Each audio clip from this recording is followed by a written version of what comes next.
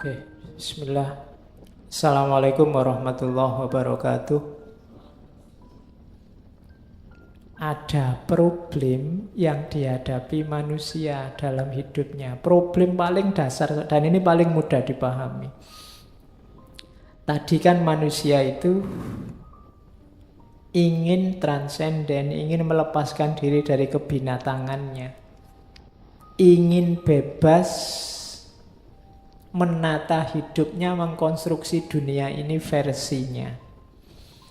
Nah, sejauh manusia ingin bebas, ada bandul terbaliknya. Semakin dia bebas, semakin dia kesepian. Jadi jangan salah, kalau kamu mengejar-ngejar kebebasan, nanti ada efeknya apa? Begitu kebebasan kamu dapat, kamu akan kesepian. Kenapa? Yang namanya bebas itu kan berarti tidak terkait dengan yang lain. Tidak ada yang ganggu, tidak ada yang menghalangi, tidak ada yang ngatur-ngatur. Itu kan berarti apa? Kamu lepas dari yang lain. Kalau dulu secara awal manusia itu kan lepas dari alam. Termasuk nanti bebas itu kan kamu tidak mau diatur orang, tidak mau, kamu ingin ngatur sendiri hidupmu. Efeknya apa? Kamu akan kesepian. Jadi less freedom, greater connectedness. Kebebasanmu berkurang, biasanya koneksimu semakin kuat. Orang lain itu kan menghalangi kebebasanmu. Makanya katanya Sartre itu kan hell is other people. Jadi semakin ada orang, kamu semakin tidak bebas. Jangan-jangan mungkin kamu sekarang kan bersila, jadi kesel loh kamu silo gitu terus mau selonjor, tapi tidak enak kalau selonjor yang di depanmu ketendang. Kurang ajar memang orang lain itu kan gitu. Jadinya adanya orang lain aku jadi tidak bebas. Kamu kesini kan harus dadak pakai baju, dadak padahal sumuknya kayak gini. Jadi hell is other people. Tapi memang resikonya itu. Kalau kamu ingin sangat bebas, hasilnya apa? Kesepian. Kalau kamu ingin bebas, mau minum nggak cuma kopi kayak gitu, tiap minggu kopi itu, terus kan bosen kamu. Mau sekali-sekali ganti apa gitu kan. Tapi ya di sini itu. Kalau nggak pengen itu, nggak ke sini, nggak usah bareng yang lain, bikin acara sendiri. Tapi kan kesepian. Jadi semakin kamu mengejar kebebasan, nanti ada resiko semakin kamu tidak sama dengan yang lain, tidak bareng dengan yang lain. Jadi less freedom, greater connectedness. Ketika kebebasan berkurang, relasi keterhubungan bertambah. Padahal manusia itu benci kesepian. Jadi tidak enak sendirian, terasing, itu kan, teralienasi itu kan tidak enak. Kamu disebut alien kan juga tidak suka. Orang asing yang tidak sama dengan yang lain.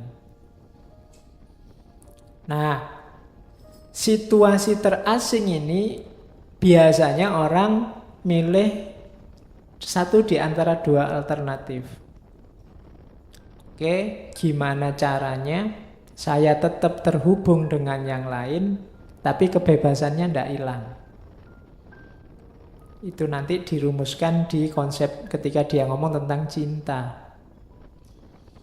Orang cinta itu kan terhubung, tapi tidak menghalangi kebebasan. Kalau kebebasannya dihalangi, namanya bukan cinta. Dominasi. Jadi bersatu dengan orang lain tapi semangatnya cinta dan kerjasama.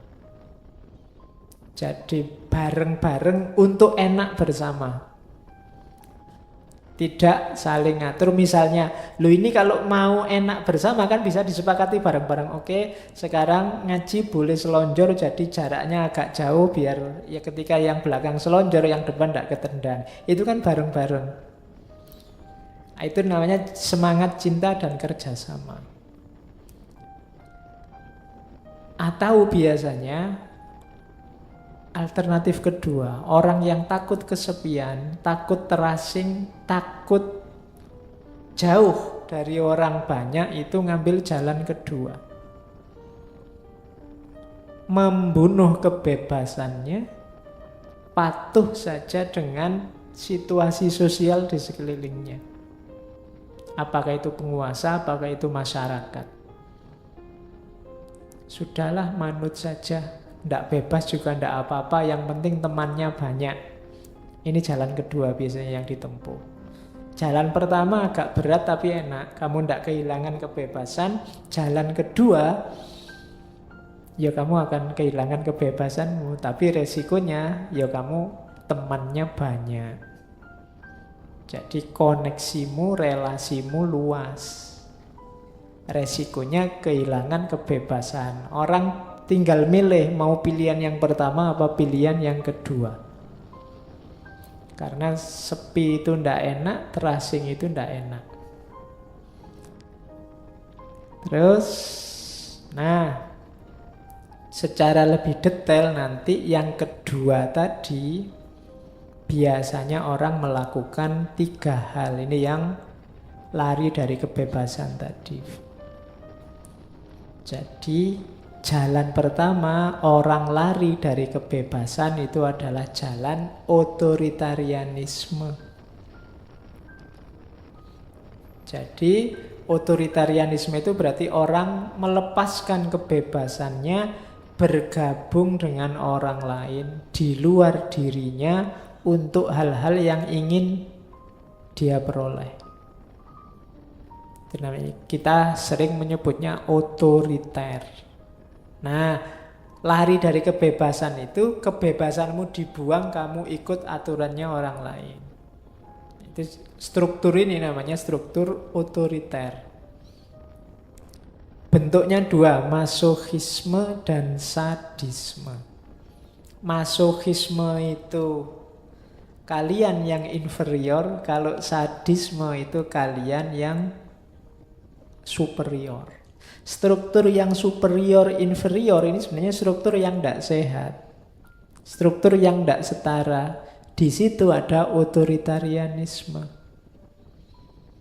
Jadi kalau kalian membuang kebebasanmu begitu saja, manut saja, kamu dijajah orang, diatur-atur orang, itu namanya masokisme. Injak-injaklah aku, jajahlah aku, yang penting kamu jangan pergi dariku. Itu mentalnya namanya masokisme.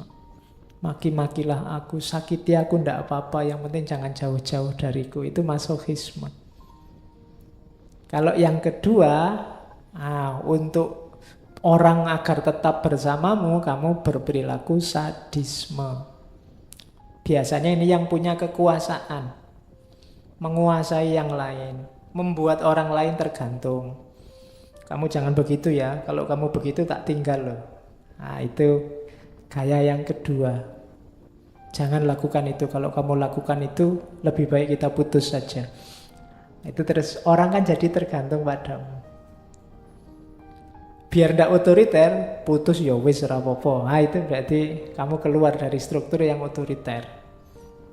Kalau yang masokis tadi keluar dari struktur yang membiarkan dirimu tertindas. Itu kalau bahasanya agama, unsur akhoka dzaliman au madzluman. Tolonglah saudaramu baik yang zalim atau yang madzlum. Zalim itu berarti dia yang sadis tadi. Madzlum itu yang masokis tadi. Dua-duanya kehilangan kebebasan. Orang kehilangan kebebasan itu kehilangan eksistensi, kehilangan jati dirinya. Maka untuk bahan evaluasi kamu cek ya, dalam hal apa kamu tergantung sama orang lain, tidak bisa keluar dari jeratannya orang lain. Berarti kamu ada di struktur tadi. Struktur yang ada superior, ada inferior. Jangan-jangan kamu yang superior, yang lain inferior, atau kamu yang inferior, kamu sedang tunduk pada kekuatan yang kamu anggap superior. Nah, ini kemungkinan dirimu akan kehilangan eksistensi jati diri. Yang kedua, ini lebih dahsyat lagi daripada otoritarian, namanya destruktif. Kalau ini ngerusak. Jadi orang yang karena terganggu kebebasannya, dia ingin lari dari kebebasan, Tidak dengan cara menjalin hubungan. Kalau menjalin hubungan kan tadi jadinya otoriter. Ini dengan cara merusak. Kamu tadi kan sendirian, merasa terasing. Nah ini kalau orang destruktif, caranya apa? Menyakiti orang lain atau berusaha menyingkirkan orang lain. Rumusnya apa? Kalau tidak ada orang lain, aku tidak akan bisa tersakiti. Selama ini aku kan sakit gara-gara orang lain. Orang lain yang maki-maki aku membuat aku tidak bebas, membuat aku sumpek, membuat aku tidak berdaya. Maka solusinya apa? Buang semua orang lain. Hancurkan orang lain. Nah, itu mekanisme destruktif. Kalau untuk orang kuat bisa, tapi untuk orang lemah gimana? Yang kedua, yang dihancurkan dirinya sendiri. Kalau aku tidak ada, maka aku tidak akan tersakiti. Berarti apa? Dia bunuh diri secara eksistensial. Biasanya orangnya, alah aku ini apa sih? Alah aku ini bukan orang penting kok. Alah aku ini. Itu cirinya orang yang di level 2 ini. Menghancurkan dirinya. Jadi kalau orangnya kuat, dia menghancurkan yang lain. Kalau dia lemah, menghancurkan dirinya sendiri. Ini mekanisme lari dari kebebasan yang destruktif. Merusak orang lain atau merusak dirinya sendiri. Banyak kan orang gini, biasanya yang kedua ini orang yang sangat minder. Yang pertama orang yang sangat pede. Sangat pede itu kan orang lain nggak dipandang sama sekali, nggak dianggap sama sekali, dianggap nggak ada. Yang kedua, dirinya sendiri yang dilenyapkan, dianggap nggak ada. Saya ini orang rendahan pak, saya ini orang kecil pak, gitu. Itu level yang kedua. Kalau saya masih mending, kalau saya ngomong wah saya itu orang kecil, aslinya kan memang cilik. Tinggi saya paling berapa, saya itu orang rendahan kok pak, memang rendah. Tapi bukan itu maksudnya. Kamu menganggap dirimu sama sekali tidak berarti. Apa sih saya ini? Nah, itu level 2. Serius ini ya, tapi bukan yang basa-basi loh. Kan banyak orang ngomong ini basa-basi. Wah, mas hebat sekali. Alah, apa sih saya ini? Padahal di dalamnya merasa, wah hebat sekali aku. Ya, jadi itu namanya basa-basi. Oke. Jadi ini jalan keluar kedua. Untuk lari dari kebebasan. Ada jalan keluar ketiga. Namanya automation conformity. Kalau ini seperti kalimatmu, saya mengalir saja. Jadi masyarakat apa saya ikut, yang lain kemana saya ikut. Pasrah. Jadi objek perkembangan masyarakat. Orang ini aman dia, karena mengalir maka dia di masyarakat juga nyaman, aman, dengan dirinya sendiri juga nyaman, aman. Cuma resikonya dia kehilangan jati diri. Sering saya bilang bahwa orang yang hidupnya di tengah kerumunan, ya dia akan jadi kerumunan. Identitas individualnya hilang. Kamu tidak dilihat. Yang dilihat yang unik, kan orang lihat itu selalu yang unik yang satu, tapi yang kerumunan tidak dilihat.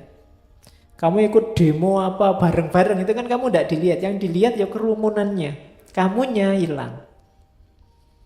Jadi itu namanya automation conformity. Kamu manut saja dengan lingkunganmu. Orang mengidentifikasimu tidak sebagai dirimu, tapi sebagai identitas kerumunanmu. Itu kayak tadi ya. Ketika rootedness tadi kamu, oh saya ini pro sana pak, saya ini orang yang grup sana pak, saya ini, ya, itu identitasmu, identitas kerumunan, bukan identitas individual. Jadi lari dari kebebasan di yang ketiga ini kamu aman, tapi identitasmu hilang, kehilangan diri sendiri. Jadi tiga hal ini, automation conformity, destruksi, otoritarian, ini cara manusia melarikan diri dari kebebasan. Katanya siapa orang merindukan kebebasan.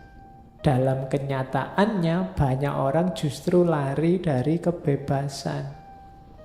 Karena memang resikonya kebebasan itu kesepian.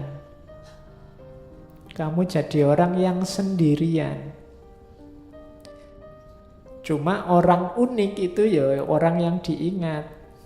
Orang yang bikin terobosan-terobosan, orang yang original, itu kan yang dikenal oleh masyarakat. Yang ditulis oleh sejarah. Sejarah tidak nulis kerumunan kan kalau tentang cerita-cerita orang, tapi nulis tentang tokoh-tokoh. Tokoh ini selalu orang yang original. Nah, dan ini tidak banyak. Tidak banyak.